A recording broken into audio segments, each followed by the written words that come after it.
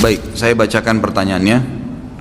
Saya mau bertanya, ada dua pertanyaan. Bagaimana cara mendamaikan kedua orang tua yang tinggal seatap tapi sudah beberapa tahun tidak melakukan hubungan suami istri, bahkan sudah pisah ranjang?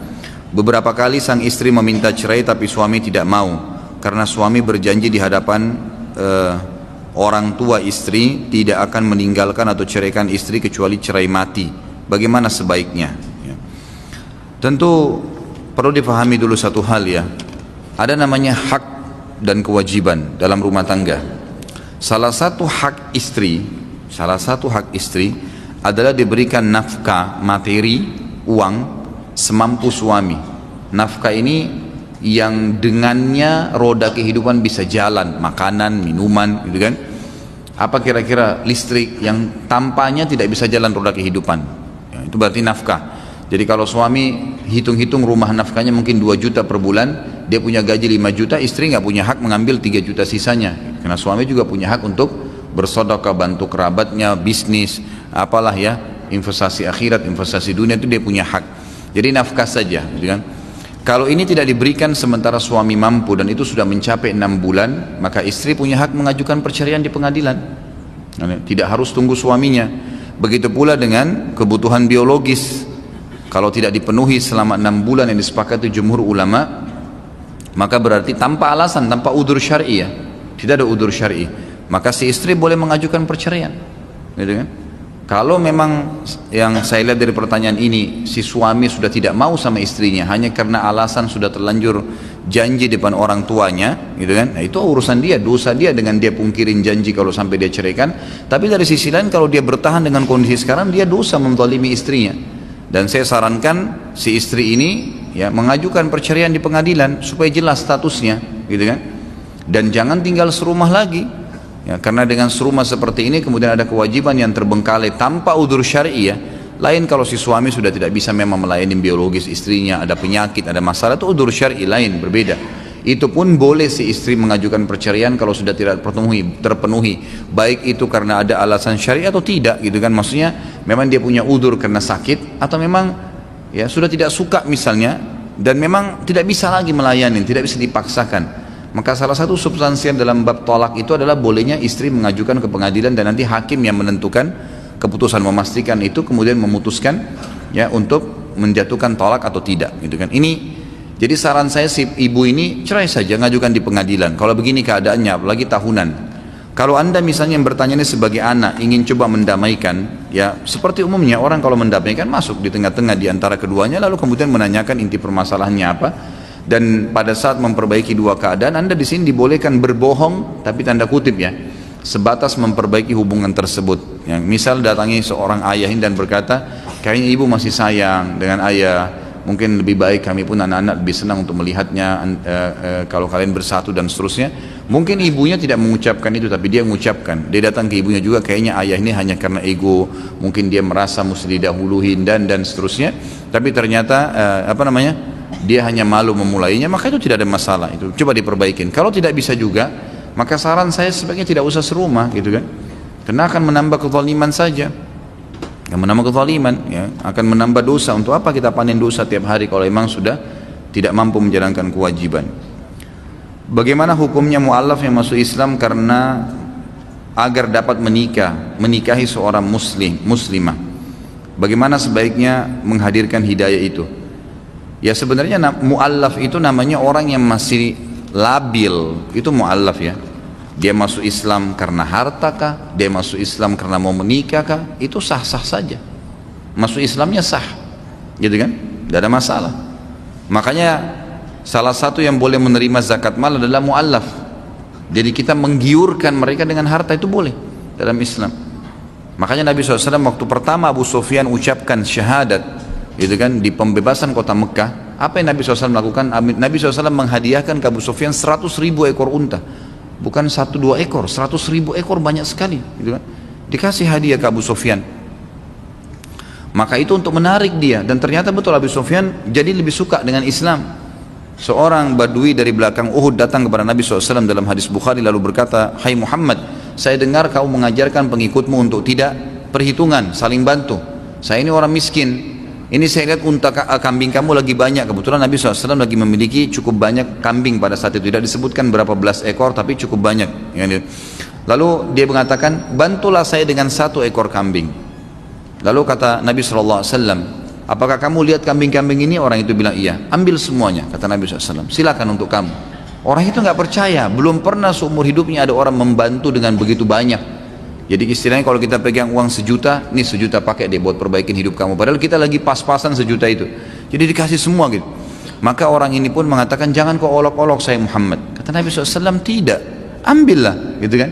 Maka orang ini pun ambil semuanya, bawa pulang ke kaumnya. Begitu sampai di pintu gerbang sukunya di belakang Uhud, dia berkata, wahai kaumku, berimanlah pada Muhammad karena dia mengajarkan agama yang tidak akan membuat kita mati kelaparan.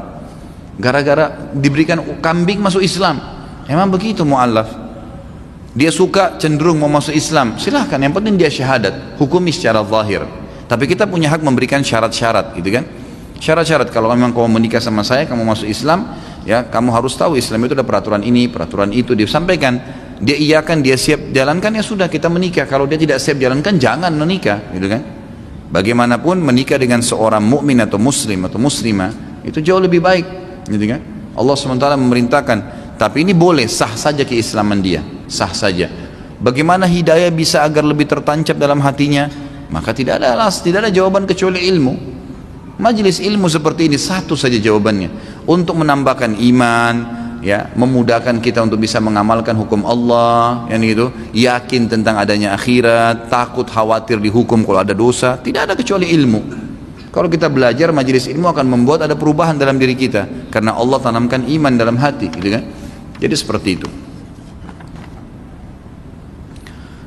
Apabila ada bayi yang baru lahir dan berusia 3 jam saja kemudian meninggal, apakah bayi tersebut wajib diakikahkan? Jawabannya iya, tetap diakikahkan. Karena akikah itu diwajibkan bagi semua yang lahir, dia mati atau tidak. Kalau sudah lahir, diakikahkan. Jadi bukan manfaatnya bukan karena sembeli kambing itu karena dia masih hidup, tapi karena dia lahir, gitu kan. Maka ini pendapat yang lebih kuat, Allah alam, yang saya tahu tetap diakikahkan, gitu kan. Karena Nabi SAW mengatakan semua orang yang lahir terikat atau tergadai dengan akikahnya, maka diakikahkan saja. Bahkan diberikan nama, dianjurkan diberikan nama. Kalau sudah, sebagian ulama yang Allah alam, saya lebih cenderung dengan pendapat ini karena memang sesuai dengan dalil-dalil yang sahih yang ada. Kalau sudah lebih dari 4 bulan dan memiliki nyawa kemudian meninggal, gitu kan, keguguran misalnya, dianggap sudah jadi manusia kan, maka diberikan nama. Kalau mau diakikahkan juga nggak masalah, karena dianggap dia sudah keluar dalam kondisi hidup ataupun mati. Ada kasus seperti ini, kurang lebihnya pasangan suami istri hidup berumah tangga, namun telah lama sang suami tidak memberikan nafkah karena tidak bekerja. Selama ini sang istri yang bekerja mencari nafkah. Suatu saat sang suami ditangkap polisi karena terkena kasus penipuan. Dikarenakan sang suami tidak bekerja dan karena kasus penipuan tersebut saudara istri menyarankan agar mereka bercerai. Pertanyaan saya, apakah saran dari saudara istri itu untuk menyarankan bercerai itu berdosa? Jawabannya tidak, malah bagus, positif. Tapi subhanallah ya, semoga Allah menjauhkan kita dari sifat suami seperti ini. Sudah tidak bekerja masih mau menipu orang lain. Daripada menipu, kenapa nggak kerja, gitu kan? Tidak ada kerjaan Ustaz, masa nggak bisa goreng tempe jual di jalanan? Masa nggak bisa buat nasi uduk, gitu kan?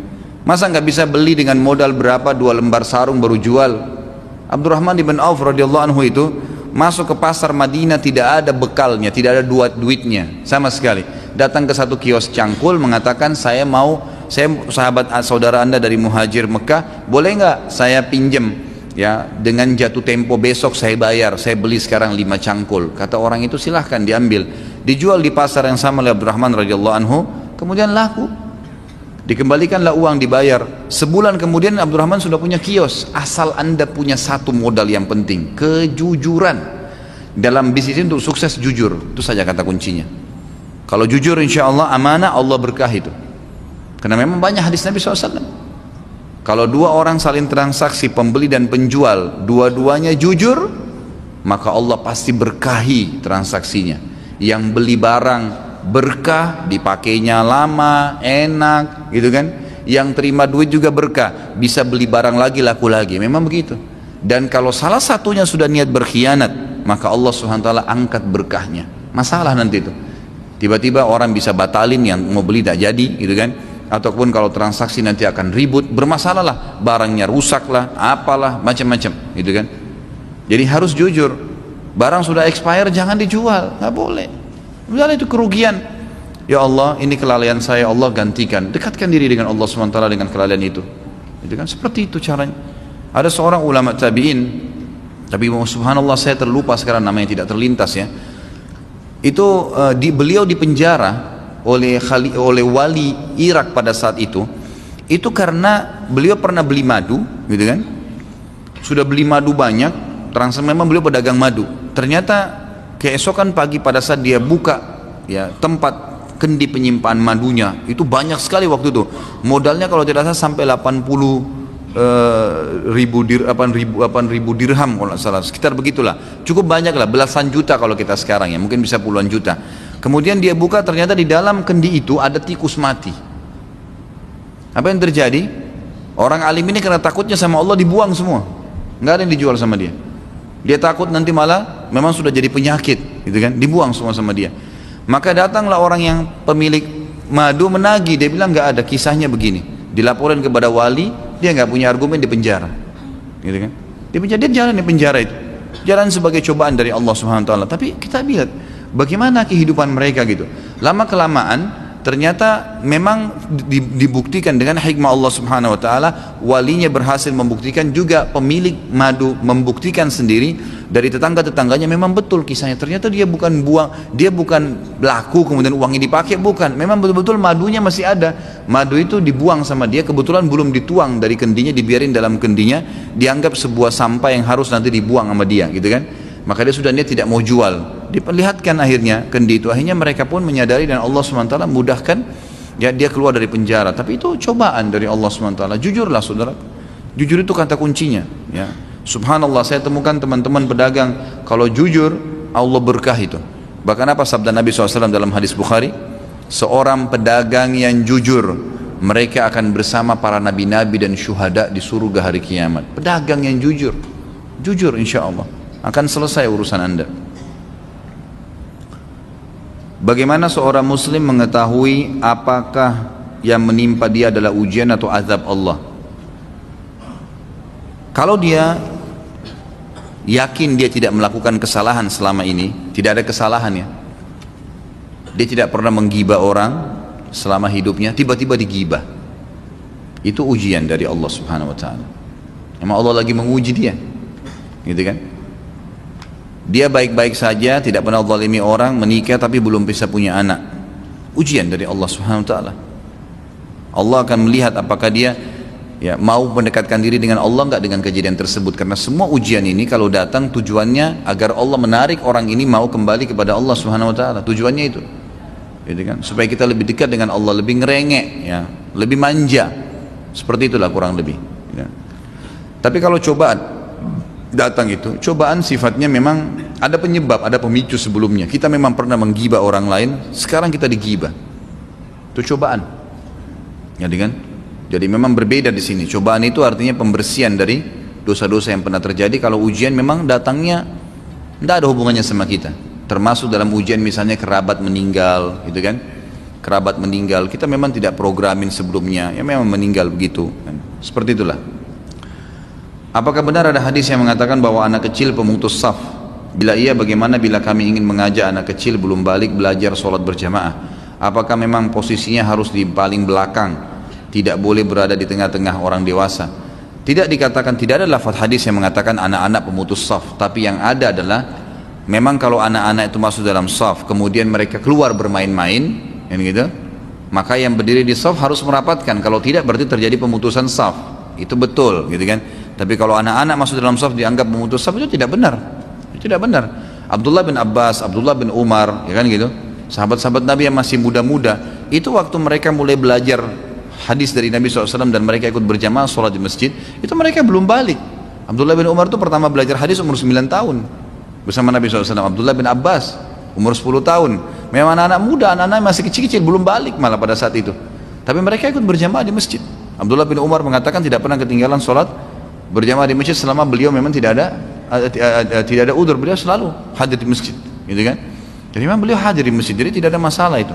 Makanya saya sarankan ikhwah-ikhwah yang mau ajak anaknya untuk belajar mengajar mereka berjamaah, biasakan dulu kiat ini, jalankan ya. Biasakan yang poin pertama, anak kita ikut dulu sholat di rumah. Kita lagi sholat sunnah, ajak anak kita sholat di sebelah, gitu kan? Biarin dia terbiasa dulu dengan gerakan-gerakannya. Jadi dia mengenal, berdirikan di sebelah kita supaya dia mengenal saf, gitu kan? Rangkul pada saat selesai sholat kalau dia masih lari-lari. Bahasakan walaupun dia belum bisa ngomong. Saya berapa kali terapin ke anak-anak saya. Jangan dianggap anak kena belum bisa ngomong berarti dia tidak paham, enggak. Ya, coba ngomong. Ya, walaupun belum mengerti, anak-anak saya banyak yang dari kecil masih mungkin belum setahun saya ajak ngomong kadang-kadang. Ya, saya ajak ngomong ya dengan kalimat-kalimat yang saya harapkan supaya jadi baik. Insya Allah jadi anak solihah ya nak, insya Allah jadi anak soleh ya. Dinasihatin, di ngomongin. Kalau saya lagi sholat di sebelah saya, sering anak saya laki-laki ikut. Lalu saya setelah dia lari-lari saya ajak lagi duduk ya di sebelah saya nasihatin lagi. Walaupun dia masih belum mengerti, belum 2 tahun, tapi saya ngomong sama dia. Orang kalau sholat nggak boleh lari-lari ya, dinasihatin saja.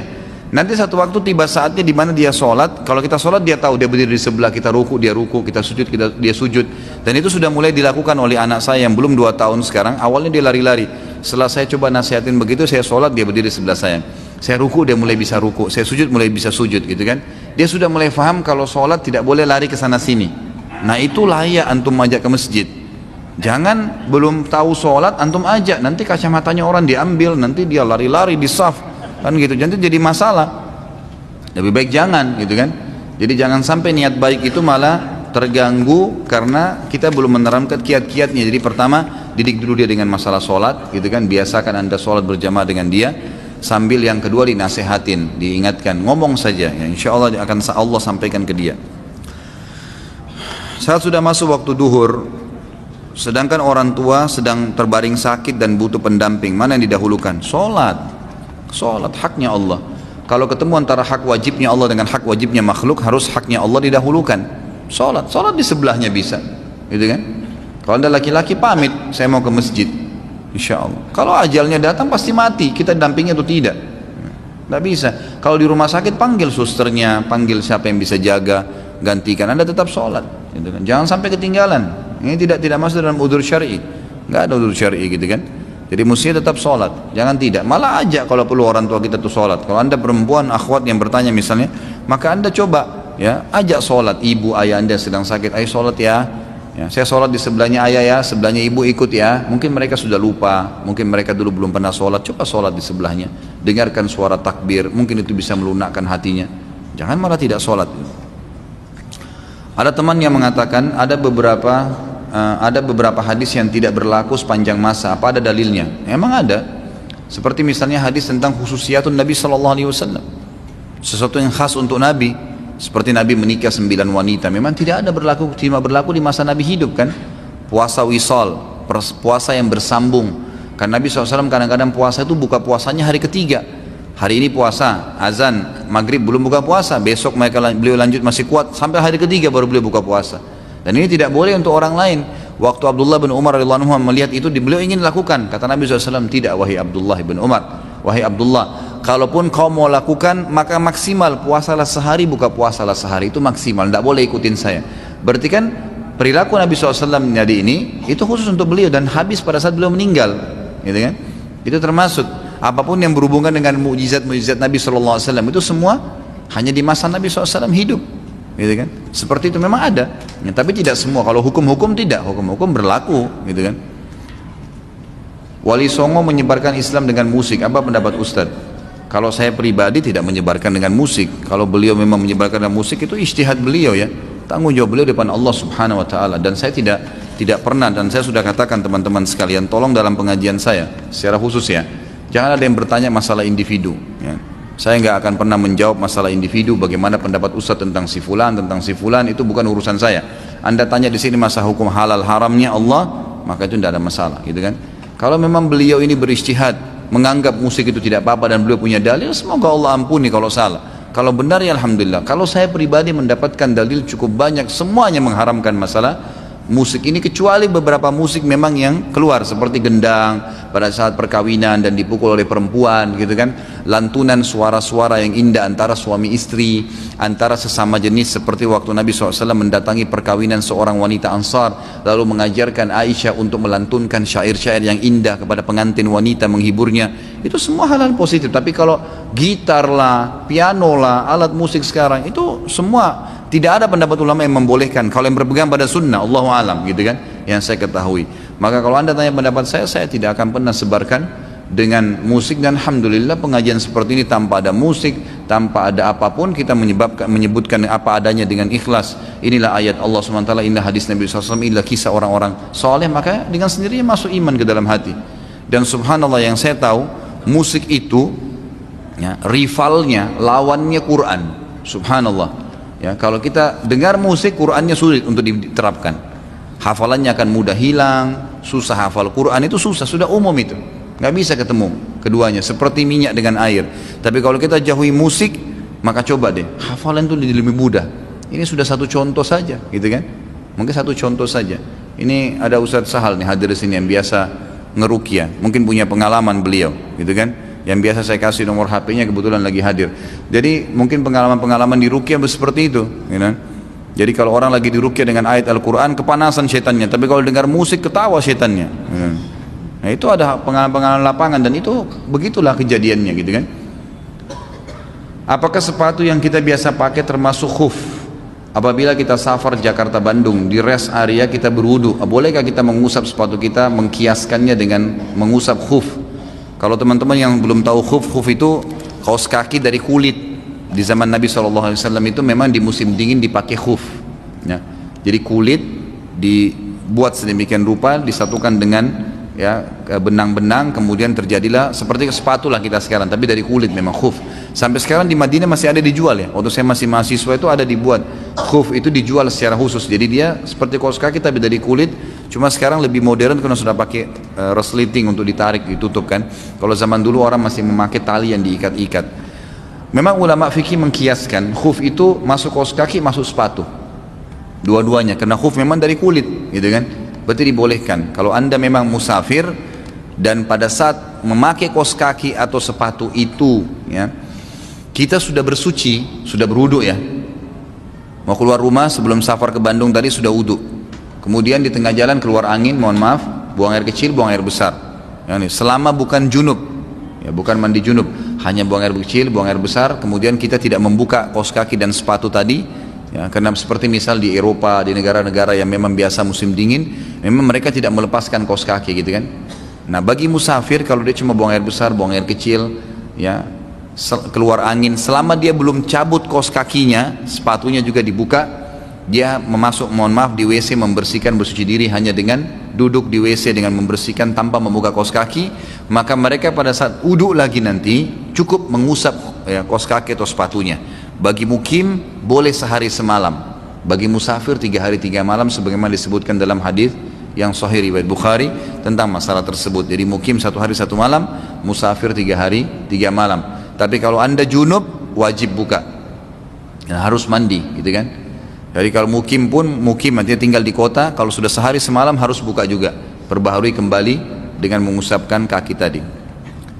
Apa hukumnya menjual barang bajakan? Tidak boleh, haram. Tidak boleh, haram. Kenapa harus jual barang bajakan? Memang tidak ada barang lain, barang yang halal. Tapi itu banyak Ustaz di masyarakat. Ya masa kalau orang buat salah kita mau ikut-ikutan? Kalau mereka masuk neraka kita juga mau masuk neraka?